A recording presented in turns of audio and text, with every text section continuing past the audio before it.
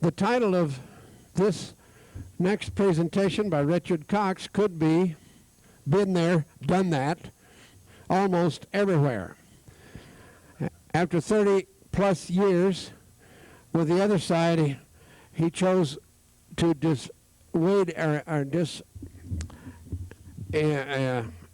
convolvulate himself from them, and is now warning us of what's going on. It also, of course, could be, do you think you have privacy? So you think you've got some privacy.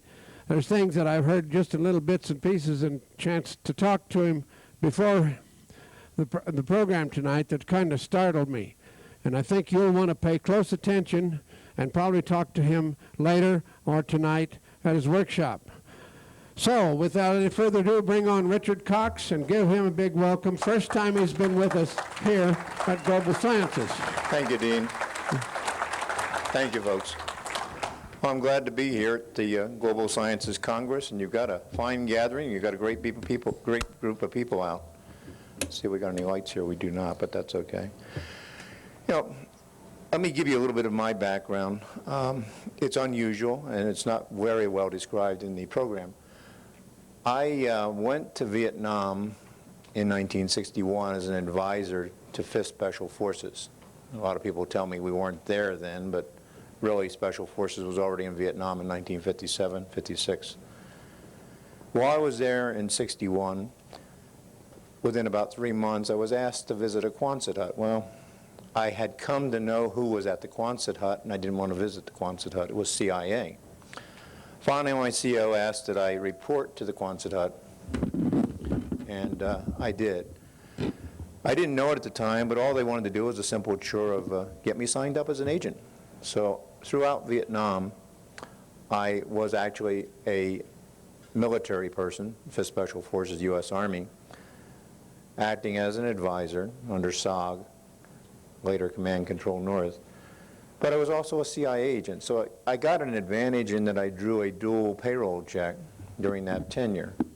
And I won't say it wasn't without its own inherent risk, because it did certainly present a number of problems. Most CIA missions in Southeast Asia, I came to find out, were what we term self-sealing.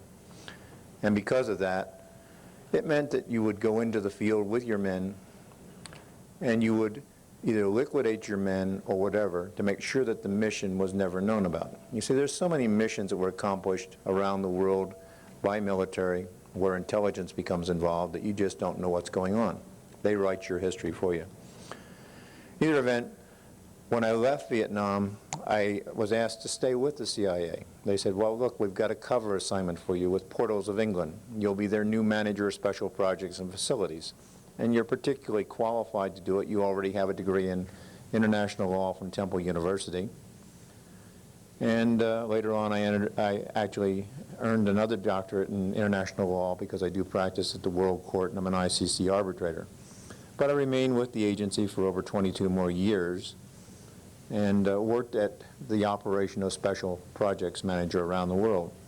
Of course, of doing that, I was doing international business in many countries. And I had freedom to travel in many ways. Well, enough about myself. And by the way, what I do presently after leaving the agency is I've opened an office for DIC, Domestic International Consultants, which is my company. We have 62 people that work around the world, sweeping everything from American embassies to the governments of Hungary, Egypt, Jordan, Indonesia, and others that don't want to be mentioned. We do Bechtel and Stone & Webster's corporate security around the world. Pullman Kellogg in Texas is one of our clients. We do major oil companies like Chevron Petroleum International and things of this sort.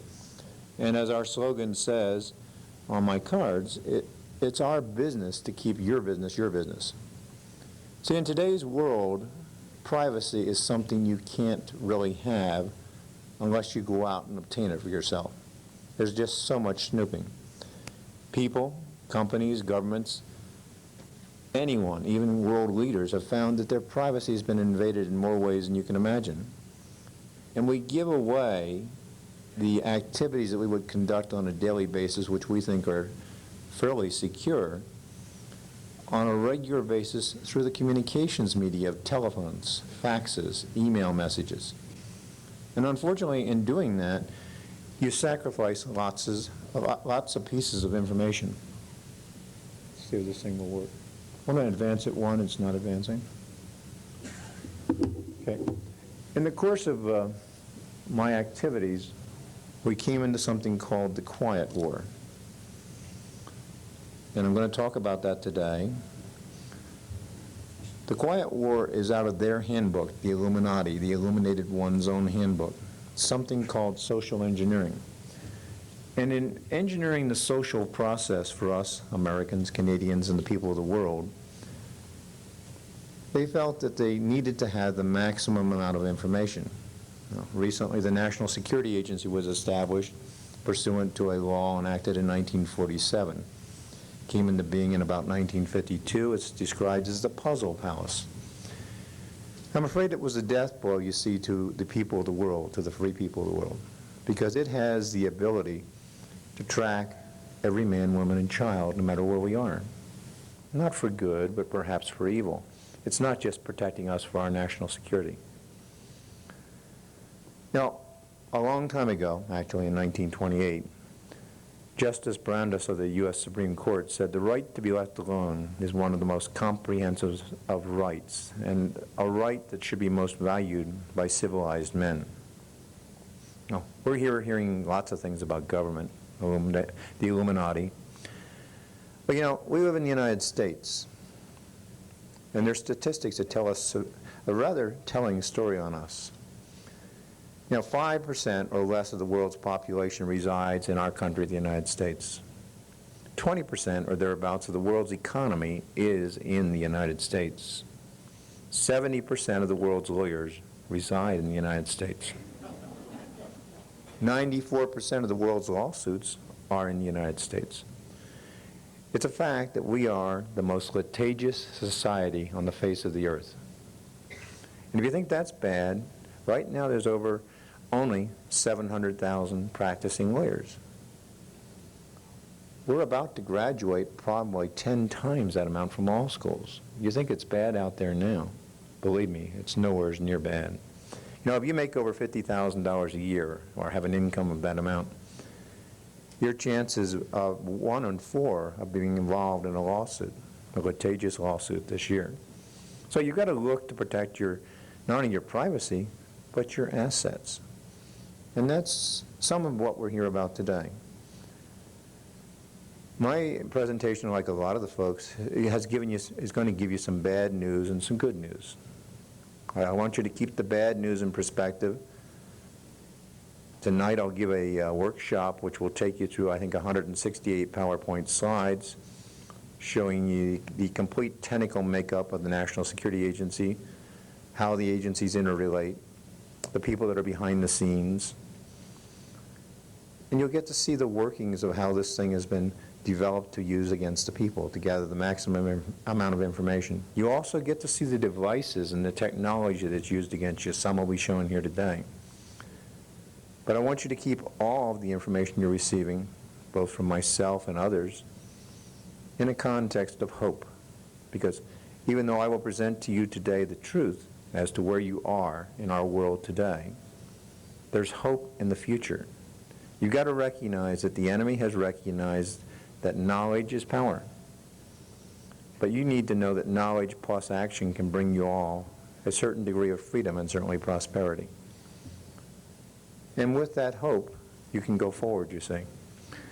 The group of satellites that is currently under control of the National Security Agency is in excess of 150.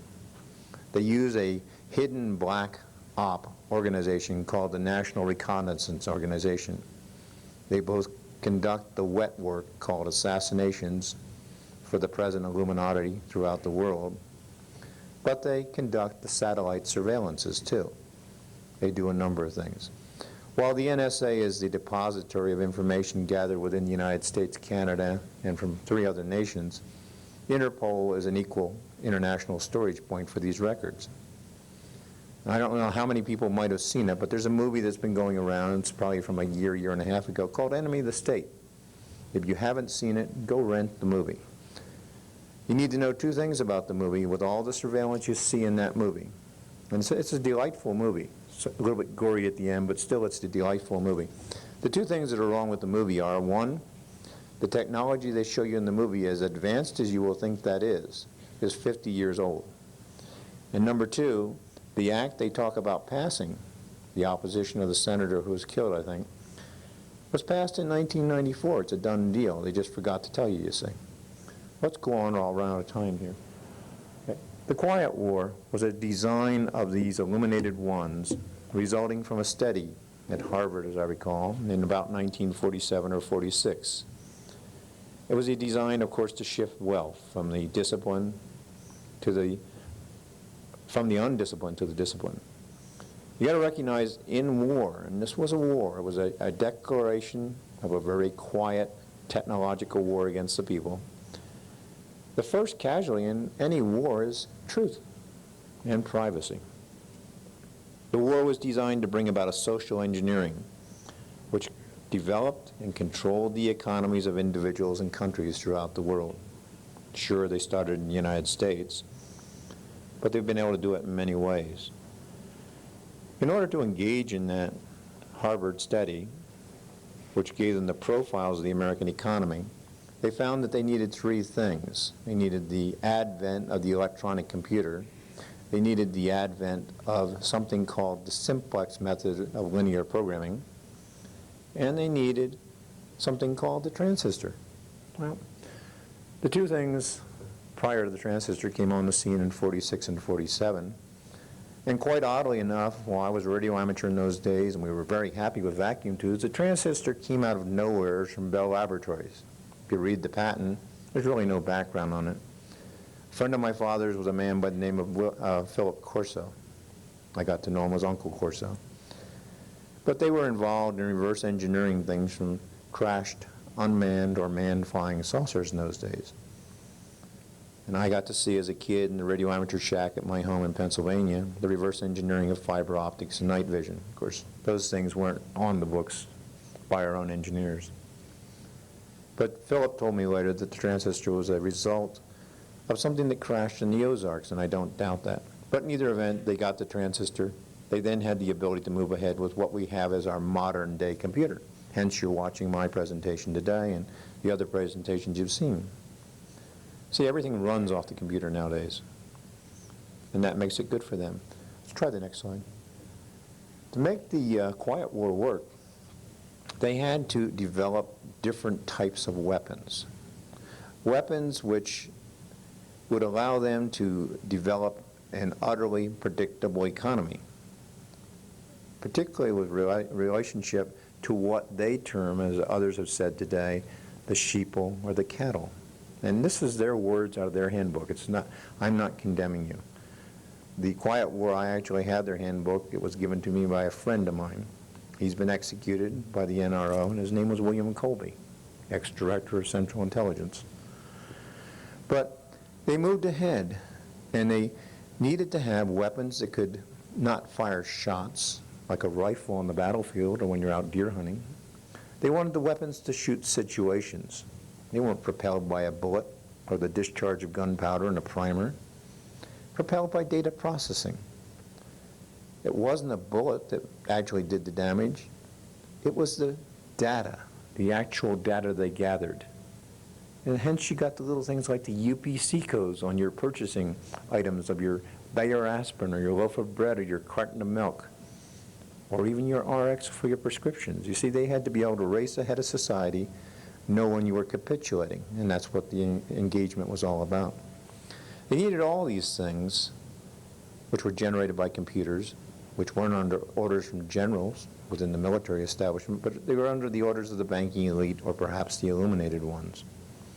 They had to create a form of slavery that was essential to maintain their measure of order and thus provide peace and tranquility for the so-called ruling class. See if I can get it to advance. Nope. Let's try the next one. In this, the bookkeeper became king. And the way you do that is you keep the public ignorant of bookkeeping methods. A number of speakers have stated that there's a tremendous amount of reserve, not only within the states, but within the federal budget. The items that have been kept hidden from us, the public, you see. Now, Rothschild said it well, and one speaker's already mentioned it in another word, but when you assume the appearance of power, people will soon give it to you. Now, give me control of a nation's currency, and I care not who makes its laws. They knew the secrets of these things you see at an early occasion, and they followed through them in more ways than we can imagine. Let's go to the next slide. The public was unaware of silent weapons. Sure, you adjust, you adapt, you tolerated. But psychological pressure, a form of biological warfare and/or mind control, became great. And hence more people began to crack up. And you measured that by the number of people that were getting the prescriptions for the Prozacs, the Valiums, plain old aspirin. You got to see how many people reached out for religion, for going to movies, the greater consumptions of the alcohol, cigarettes. See, these are, I don't say that, I'm a Christian too. I'm not saying that Christianism or going to church is wrong, but these were measurement points on their projection to see who went for the escape valves. And that's what they did. Just like the spraying overhead, it was a form of, you could call it biological warfare. See, the average public, every one of us, said we're under attack. We've got the IRS, we've got the Federal Reserve System. They're spraying us with chemical warfare, chemtrails, as the Hopi said. In the days before the purification, there will be cobwebs spun in the heavens. But the average public could not comprehend the weapon. And therefore they couldn't believe, even though they felt they were under attack, they couldn't identify it to others in a comprehensible manner. So they, without being able to do that, even though they felt something was wrong, they couldn't express their feelings in a rational manner, and thus there was nothing done about it. Yes, you're under attack, but by what? It wasn't a bullet, it wasn't a bow and an arrow, they weren't spraying you with water. It was just another approach, you see. So, accordingly, the public did not know how to cry out for help. We became isolated. In the military and in the intelligence field, you divide and conquer. And that's exactly what they've done to a very unwilling public. But it's been done by social engineering. If you don't know how to cry out for help, you also don't know how to really defend yourself against this type of a weapon. And you see, that's what they've done. Can I have the next slide? Diversion was essential to everything that went on. In order to avoid awakening by the public, which the Earth is providing, because you see your magnetic poles on Earth are declining. And because of that, we've destabilized the poles on occasions. But in that magnetic change, the consciousness, as the Hopis said in their prophecies, is rising. So we are more attuned, just like the last guest on the stage said. We're able to almost communicate with the animals. Our frequencies have risen to the point that we can, if we were totally unlocked from all the flooding they've done in electromagnetics on us, we could telekinetically communicate, I might add. But there's too much in the electrical fields for us to do as we did. So we use our cell phone, which is great for them. But in either event, they've disguised this technical state of domestic war so that nothing would happen to them. And they decided that, there's great profit in confusion. So we can create diversion, just as was defined, I might add, in the communist rules for revolution that were seized in 1919 in Dusseldorf. I think Rule 4, as I recall it, said create diversions, cause the public to become involved in sex, in something that downgrades the morals, athletics, and things of no real importance, trivia as it was described. And see, that's what you see in the newspapers on a daily basis. And that's what's happened to our world. Some of the inputs they needed to get, obviously, to make the quiet war work were taping or recording your telephone calls, surveillances. Well, on the streets now you find that under the law enforcement assistance associations, your police agencies get money to put cameras on the telephone poles to watch your red light so you don't run the red light. Well, they're doing more than that. They feed the central points and they can do anything. See, cameras aren't always an answer. On the street that Princess Diana died, there were 152 cameras, the most heavily surveilled street in all of Paris. And as she was taken to her assassination point by the Illuminati, every camera as well as the police radio went dead. People in control really can control what happens when they want to, you see. But to have the ability to monitor the public, to have the surveillance activities that they have in place, to monitor your outputs at work, at school, which they do through reporting. Because see, they fund and they provide those things. They watch your consumptions of your tobaccos, your alcohols, your RXs, and so forth. Let's try the next one. They measure the extent of non-reaction by the public. And it is that non-reaction that tells them that you've reached a state of not worrying about it. You're not worried whether you're getting any real value for the taxes, for the money that you're remitting to government. And at that point, the public is ripe for plucking. I might add, in some of the rules for communist revolution, rule number 1 was to corrupt the young and get them away from religion, get them interested in sex, make them superficial, destroy their ruggedness. Rule number 4 was to destroy the faith of the peoples in their natural leaders by holding them up to contempt and ridicule. Boy, we sure got an example of that in the present administration. And I don't know that some of the past presidents have held our banner even that high, you see. Let's try the next one. Come down to communication security. It's got a definition as we define it there. And that's basically to protect your information during transmission from unauthorized, accidental, modification, intercept, disruption, or disclosure, because they can do any of those things to it, you see, and really neutralize what you're doing. See, to monitor the phone calls, they have the echelon system. In different parts of the world, it's called different names. If you're in Australia, it's the envoy system.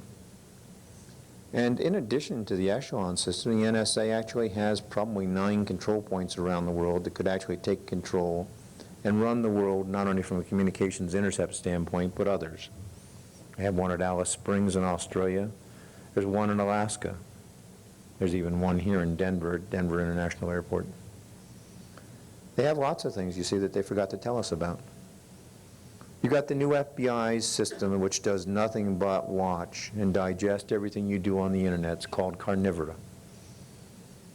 So you see, while Carnivora is a system that requires a court order, everything they do is going to be for the good of the people. And actually the Bible says they'll do it for the good of the children. Well, Carnivora is designed to require a court order, and it does. So Johnny Jones, let's say the FBI wants to surveil John Jones. They say, we need a court order from the federal magistrate to AT&T, AOL, or whoever the internet provider is. So we'll get a court order to surveil John Jones' activity on that internet site. They've complied with the law. They present it, the hardware and the software, to AOL or whomever. Once it's installed on that internet site, it digests every piece of internet traffic, including the times, addresses, and context of every email message that goes through it. Echelon already recorded most of that, but didn't have full access to the internet. See, when they did the Digital Telephony Communications Act, which was done back in 1994, and they forgot to mention they were doing, it mandated the monitoring of every telephone company switch in the United States, every cable company switch, that's your cable television switch, and every computer switch. I might add, no one failed to comply at any of the government mandated entities. All the phone companies did it. They simply added the little tax into your phone bill. Because if they hadn't done it, they would have been fined $10,000 a day. You see, they've simply complied, and it's a done deal again. Let's try the next one.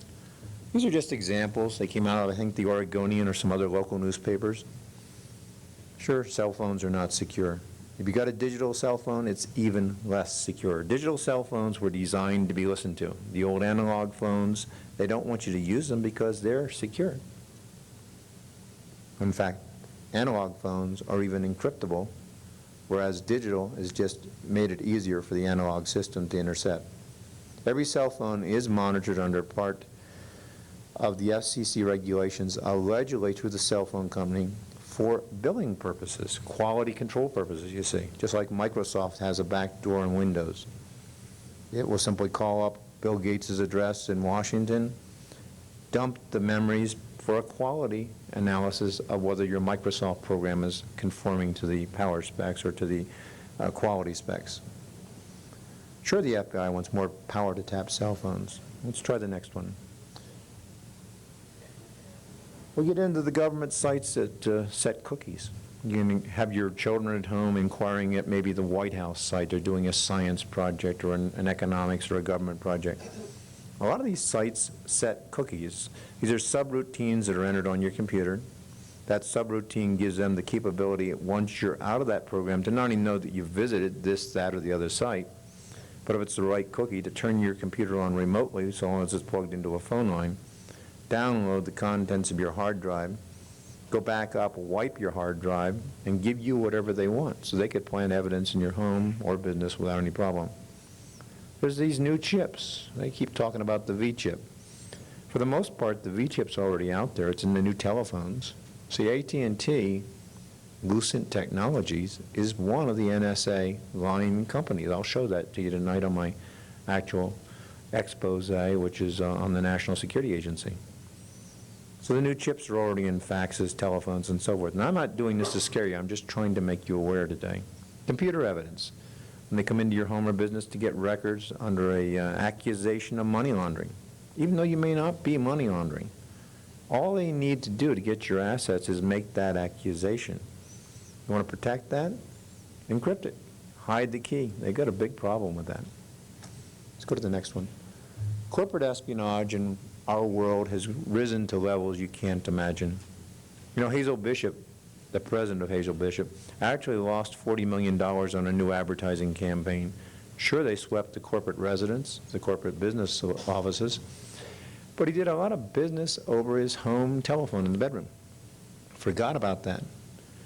But when he learned that he had forgotten that, a competitor really outbid them on a new cosmetic product. So it cost them a big chunk of money. Even William Saffire's noted that snooping has become a big way of life in America. It is the way of life. Germany, the government of Germany was resistant to the bugging of homes. They've now let that down. Now, in the New World Order, George Bush said just back at the beginning of the Iraq War, as I recall it, that out of chaos will come a new world order. And you see, they've designed that. Tonight I'll show you the New World Order's description. There's 7 points. I'll give you the 14 points of the IMF. And we'll start to tie the little tentacles of the octopus together so you can see the design.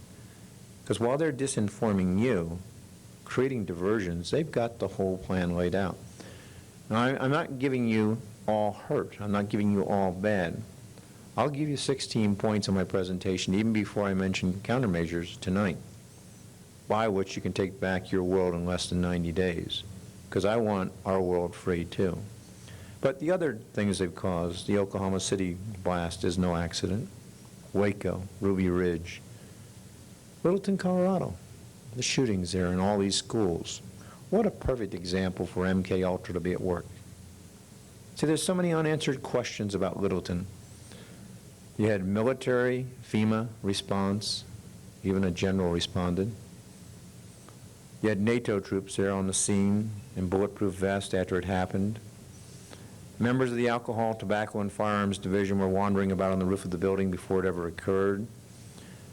The FBI has forgotten to mention to the public that they did a video about 2 years prior to that. A special agent and his sons made a video about an attack just like what happened later at Littleton, but they've got no comment on that from Janet Reno.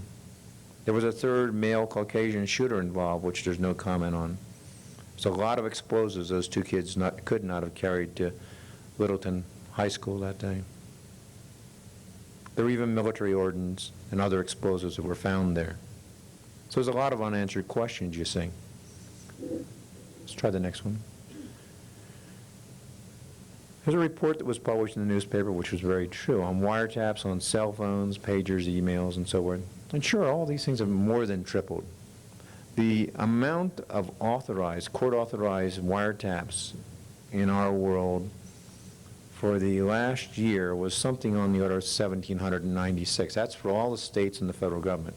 That means they got a court order and did it. Well, with that, they do a lot of listening, you see, and using of that information for things they're not supposed to. Let's try the next one.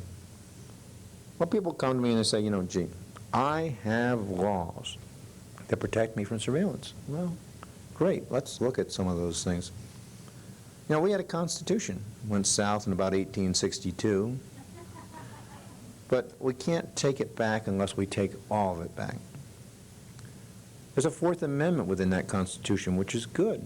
But, you know, nowhere's in the Fourth Amendment, in fact, it is nowhere's in the Constitution, is the word privacy mentioned even once. Of course, they passed the Ombuds Crime Control and Safe Streets Act of '68.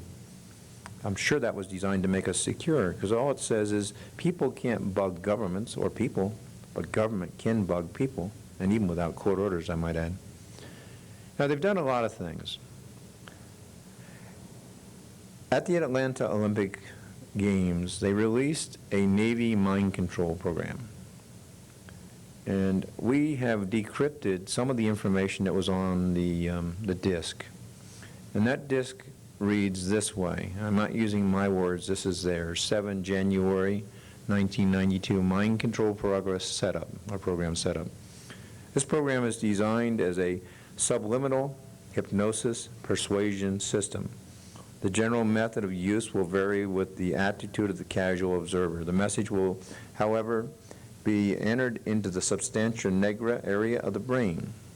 This area was chosen as the most susceptible to either neurological disruption or subliminal persuasion for use as an espionage tool, and probably it was designed that way. It's just how they use it.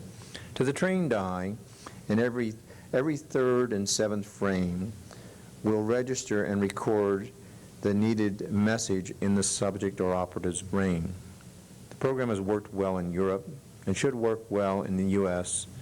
on standard PC systems.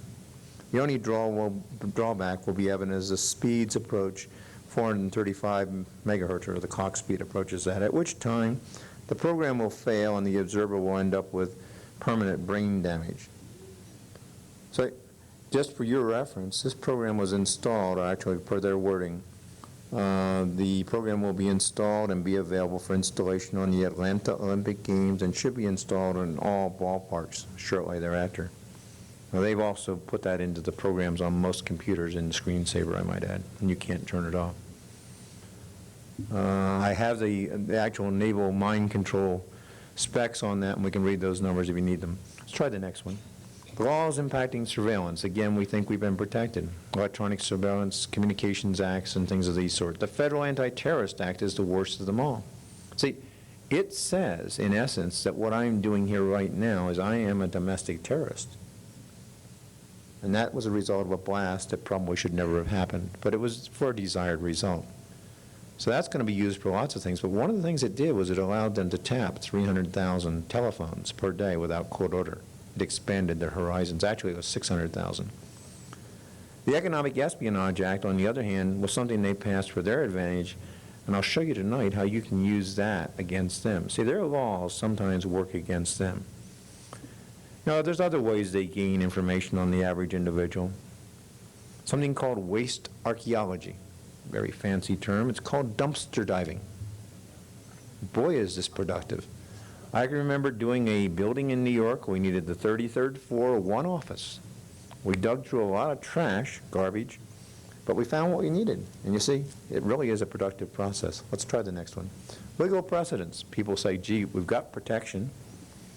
You know, if you were to analyze from 1856 through at least 1993 and present date, you'll find that the legal precedents from the U.S. Supreme Court, courts of appeals throughout our nation, really aren't there to protect the citizen. In fact, the most recent decision echoes it as loudly as anything else. During the Rodney King decision, they said, the police, or federal agents, are simply there to protect the state from the people. So this protect and serve we see on the police cars, you see, is really not something that's particularly applicable. Let's try that next one. Okay. And we can skip that one. We'll save some time. There's also an act you need to be aware of. There's two of them, in fact. RICO, Racketeering Influence Corrupt Practices Act, 1980, as amended, or actually 70, as amended through 1984. The International Emergency Economic Powers Act of 1977, given to us by a fine peanut farmer from Georgia. These are both acts simply designed to allow your assets to be seized by the illuminated ones working through our government and governments around the world to make sure that they keep your money. It doesn't mean you're guilty of it. It's just an accusation of it's guilty of a crime of money laundering or drugs. And they're called asset forfeiture. It's a thing that works very well for these people. Let's try the next one. How do we get here? Major threats to communication security are your lack of awareness, apathy, mind-controlled apathy at that. There's so many people bugged throughout our world that just don't realize it. No, there's no court orders there, but they're gathering the information anyway. Let's try the next one. Strength of communication security lies in you, the people, using common sense to create, through countermeasures technology, secure environments. So you really can become secure with the same tools they use against you. But the first thing is to become aware. Try the next one. Every surveillance is designed simply to deprive you of your most important possession, privacy, just as the Justice of the Supreme Court said. You need to know that there's no surveillance device or system that's been designed to date that cannot be defeated by electronic countermeasures technology. Because who made most of their surveillance devices? Usually the people that can defeat it. Let's skip through surveillance devices and go on to that next one. Okay. This is an example of something I found up on the internet, and I dismissed it as disinformation. There's so much junk up there. But I do the International Security Show in Las Vegas, Nevada. I have a booth there. And one of the gentlemen who was doing an exhibit of closed-circuit TV systems came up and he said, by the way, did you see our new system? And I said, no, what is it? He said, well, these new power pole transformers we've got here. Got an order from IRS, and boy, we got 480,000 of these things in production right now for distribution on the poles around America. And it's a complete closed-circuit TV video transmitter, which has night vision capability, Keller, and so forth. It is self-powered or can be powered off the AC lines. Zoom, tilt, you name it. Very technologically advanced, and I got to see a working copy of the model. I have since seen a couple on power poles near my clients' locations, which unfortunately don't work anymore. We did climb the poles and disconnect some things. But these are things you do in the countermeasures field, you see. And that's what we're here for. Let's try the next one. One of the things that affects people in apathy is mind-controlled apathy. HARP. We think it's a simple little thing. It's run by the Air Force. It's the High Frequency Active Auroral Research Program, supposedly headquartered in Alaska. Actually, the picture's taken in the Pine Barrens, I think, on Long Island. But they do have numerous antenna fields around the world. It's a black project. It's run originally by the Air Force, I think now taken over forcibly by Navy SEALs. Stated funding purposes to Congress were, one, to change the weather on the face of the earth, and boy, have we had examples of that. Two, to survey underground caverns around the world. And three, for mind control. Extra low frequency radio waves, when modulated, can even kill you, see. And we've seen examples of that. The Iraqi battlefield, the soldiers that ran to our lines and threw their rifles to us, the Iraqis. Were they confused or just simply hit by extra low frequency waves and didn't know what they were doing? Let's try the next one. And let's see if I can make this guy work. I should have brought my own. It's the clip. Is it the clip? Okay. Oh, good. Okay, this is an example of some of the telephone vulnerabilities that are being used against you, and there's a lot more. In the course of doing things, they can come down and plant a bug, a hook switch bypass, in your individual telephones. Now, a hook switch bypass can be a resistance, like a resistor, a capacitor, a diode, a neon bulb, and some phones have lights on them already. Drop-in microphone transmitters and all these things. If they do a hook switch bypass, they can listen to anything you say within 200 square foot of this phone and any other phone that's in your home or office that's on that line. Now, if they use the echelon system, they don't have to come down here and do it. They'll go back up to what's called the exchanges, because they had to modify them. It was a mandatory modification for remote concurrent monitoring by the National Security Agency at Fort Meade and Fort Belvedere in Maryland. That's the Digital Telephony Communications Act. But see, you've still got computers, which we don't have pictured here. A computer could be here through everything, and it goes through a gateway, AOL, ATT, whoever the provider is, and they'll net your same information off the internet. So there's many means by which they can intercept. There's a new technology you need to be aware of. They can send a refracted beam from satellite now. And that beam hits your telephone pole near your home, comes down the line, vibrates the telephone while it's on hook, and then they get to listen to that phone while it's on hook without doing the hook switch bypass. It's a process of microwave refraction. Again, within 200 square foot of that phone, they get to listen to everything you say. Can you defeat that? Yes, and we'll show you ways to do that tonight. They're not that expensive. Let's try the next one. These are examples of typical devices. A little picture hook device, you drive that into the wall, it's an FM transmitter. Okay? When you hang the picture on the wire to the picture, you give it an antenna, so you increase the range from perhaps a mile to 2 to 5 miles. Other little devices can be slid into book binders, and they're all compared to a quarter, so you get to see those things. Let's try the next one. That's just an example of using the same thing to hang your picture up, you see. Now, there's a program called the Lucid program, and I'll talk more about that tonight and show you how it works. And it's a global electronic and mind control process which is done by biochips and implants in human beings. It will take into account something called a prion, which is probably in everyone who's here and doesn't know it. A prion is something that resulted from the hybrid seed program. It gets into the grain of wheat in your cereal, you see, or in your bread or your biscuit, and all of us eat something like that at some time. Interesting fact about a prion, it migrates to the fatty tissue of the brain. What a delightful little tool for these illuminated ones to use in mass genocide. And see, they have the keys, HARP and others. Let's try the next one. Okay, these are examples, basically, of video cameras in a jacket, maybe not even the button, because Enemy of the State will show you button transmitters. The pager, the tie camera, the eyeglass, all kinds of things. Even a cap on a person's head can be this. Let's try the next one. This is an example of a camera and transmitter compared to a dime. This is a video transmitter. Your picture goes out with it, you see. See, technology has kind of gotten away from where people were aware of things. You know, all of our television signals, the frequencies that are to be broadcast on, were coordinated by someone called the National Bureau of Standards. All the television stations are licensed by the Federal Communications Commission, just like your radio broadcasting outfits. Think about the potential to do neuro-linguistic programming through televisions with subliminal programming.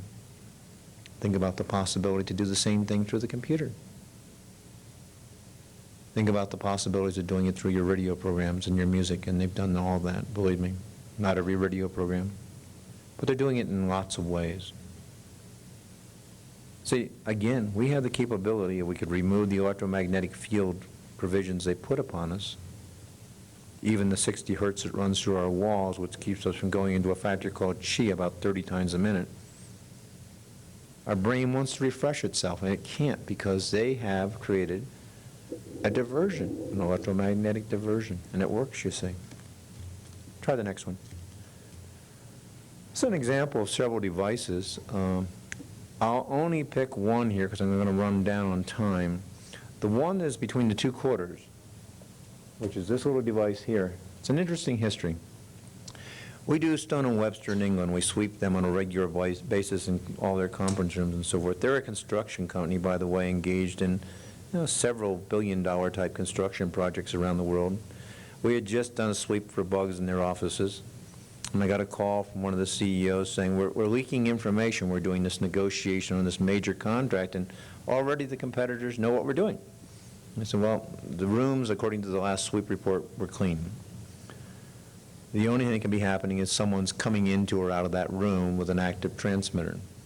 So I said, let us come back, and we'll sit there as your people come in, your officers, the parties you're dealing with. And we found that when one particular executive came in and out of the room, the little omnispectral correlators went off the scale. Well, this was a long-time respected vice president, and he wasn't the logical party to compromise Stone & Webster.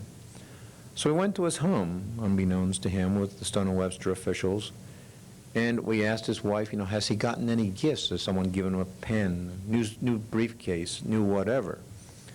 We finally weeded it down that, he had taken his shoes in to be reheeled and resoled. And while they were there, he got an added attraction in the heel. So once we found that out, we had the shoes left home for a day. His wife hid one of them, so he couldn't wear them that day. Favorite pair of shoes, too. And we got with this executive, and we showed him what we had found. And we said, we know you're not involved, but what we want to do is mount a campaign of disinformation. The competitor has the vital information. We're going to change the scale and give them some good with some bad. And then he wore the shoes the next day, and the prepared script you see was read. The competitor bit on the bait, used that information to make the bid, and almost went bankrupt in Europe. So you see, disinformation does work. Let's try the next one. This is an example of what $3,500 worth of an American's taxpayer dollars will buy. The bug's made in Germany. It's burst technology, very tiny. I've found several of these, but I will say this, trying to replace the batteries on that turkey is one hell of an experience, and pardon my French, but it's true. You almost need a microscope, and I do painstaking detail in electronics, and I just about threw my hands up on that one. But the technology has gotten way ahead of us.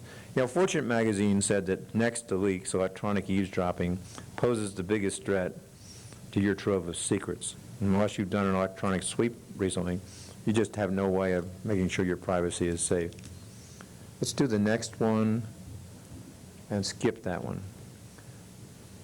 Okay. The charts shown here are the result of something called a technical surveillance countermeasures sweep, which involves physical search, analysis of phones, RF, and magnetic sweep, room service examination with nonlinear junction detectors, written and verbal reports. There's 5 charts there. Chart number 1 is the audio. It's like me talking in this room or you talking in your home or office. It takes in the sound in that room and it prints it out as to the actual frequency and sound of your voice. It then takes chart number 2 and looks at the FM frequency transmissions in that room. Chart number 3 says there's a couple little spikes, particularly this guy, and a spurious harmonic. There's a transmission going out of that room. It then analyzes and says that on that particular frequency, that voice is going out on that transmission. And in this case, it's a threat level 4. Actually, we scanned that in upside down, so we'll have to change that around. But the idea is the correlator is a computer that compares the transmitted signal, I don't care whether it's infrared, ultrasonic, you name it, even RF, or magnetic spectrum, a tape recorder even. It identifies that which it sees being recorded or transmitted against the voice in that room and identifies usually a threat level 4 or 5. So these things can be found. It does take a sweep to do it. So let's go through the next one and we'll skip that one. And that's what I mentioned out of Fortune magazine, just to let you know that I'm not pulling anyone's leg. Because I will get accused of saying things that are untrue. I did so on the Joyce Rowley show recently. And she's got a fine radio show. I implore all of you to go to the Genesis Network and listen to her show. It's not that I speak untruth, it's just a matter of people in the alphabet soup agencies don't want me to succeed either. You see, I went to Canada to talk to 200 fine people, and the Canadian government wouldn't even let me get into Canada. And we now have a lawsuit against the government of Canada. Let's try the next picture, in fact. Okay, this is an example of a countermeasure. This is an acoustic noise generator, omni-masking speakers, transducers. See, some of the technology lets them actually send a beam against your home, your window in your home, your office, and they can listen to the sounds which you're vibrating those windows with. Let's try the next one. This will help you defeat that. Here's a portable pocket-sized bug and tape recorder detector.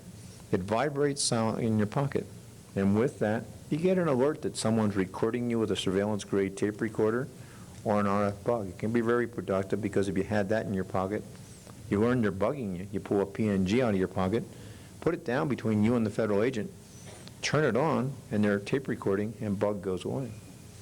The next one will show disinformation. And I've mentioned that. That was that Stone and Webster case, and it follows with the old military toast of confusion to the enemy. You see, we can create surprises. Let's go to the next one.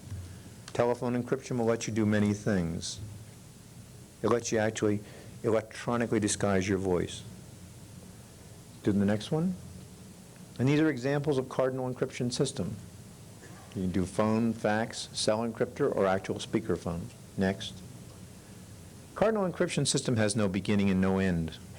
There's no bit trace detail to analyze. If you can't get bit trace detail, echelon or otherwise, you can't reconstruct it. Next. That's an example. That's your normal voice pattern on an oscilloscope. This is starting cardinal encryption system. Next. This is cardinal encryption that echelon gets to listen to in the encryption state. Encryption requires a unit at both ends. That's okay. Advance. Okay, you can do a lot of things to begin to create your own security. You can encrypt your computer files. You can use something we have called PrivaSuit. In PrivaSuit, let's go to the next slide. We'll let you encrypt not only files, it will let you encrypt your computer files within your computer or your email transmissions as well. This thing's used by the Israeli Mossad. It's relatively secure, quite contrary to what PGP seems to be from what the comments on the street are about the algorithm having been sold. The next one will show you the actual provisions or calculations. It's only 56 bits. You see, to break it at National Security Agency, you need the 6 or 8 bits and 64 bits that are parity. Without that, you don't break anything. You don't break it in 20 minutes, 30 days, or whatever. So it's, and up on the internet they tell you they break 56 bits or whatever in very quick time. Let's try the next one. Why can't they do that? It's called DES, Data Encryption Standard. So we encrypted in key A, which you give the computer program. We decrypted in key B, and then we recrypted in key C. So the parity they were looking for back at key A has been lost in B and C. And we can go to the next one. We'll actually tell you a little bit more about it. And then the double DES and so forth. Let's skip on down one more. Okay, and skip one more. Okay, if you don't want to give the key away, they will decrypt it. And you really got to worry about this in slightly under 2,000 centuries. It's no real problem. So hide that key. Let's try the next one, and we can almost skip that one. Yeah, let's go one more. Okay, there's other processes. They can read everything you do on your computer up to 75 miles away. The process is called Van Eck and Tempest. There's simple things you can do at home. And by the way, we can defeat Van Eck and Tempest, and I'll show you that tonight. Shred or burn your unwanted confidential materials. Stir the ashes. It's an old intelligence trick, but believe me, it really does work. Let's try the next one.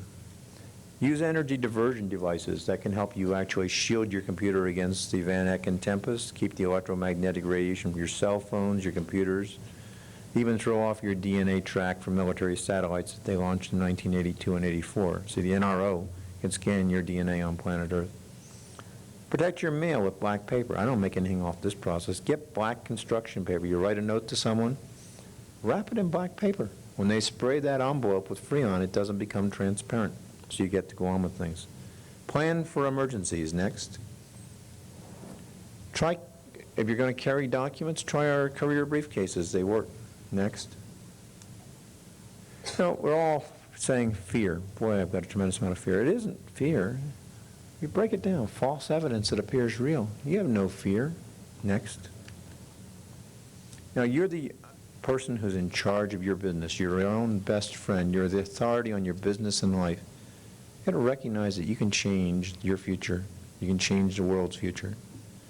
Next. You can secure, of course, your communications, office, home, during travel, meetings. Next. If you're involved in offshore trusts and things, recognize that you're going to be under higher scrutiny than the run-of-the-mill person. And we can even help you set up offshore trusts, but we can show you a way to do it legally and safely. Next. Secure your offshore programs requires basically you be in contact with your offshore representatives on an encrypted basis if you want to keep your assets. Next. Why do you need communication security? You need it basically to maintain the privacy of your knowledge, networking, and financial security. And let's try the next one there. You make the decision to learn how to do something about your privacy, and you need to do it now. Give me just a moment. And if you do that, you can really take back your world. Let's try our next one. And at DIC, all we're there to do is to help you keep your business. And I want to thank you for having us here today, and have a great Congress.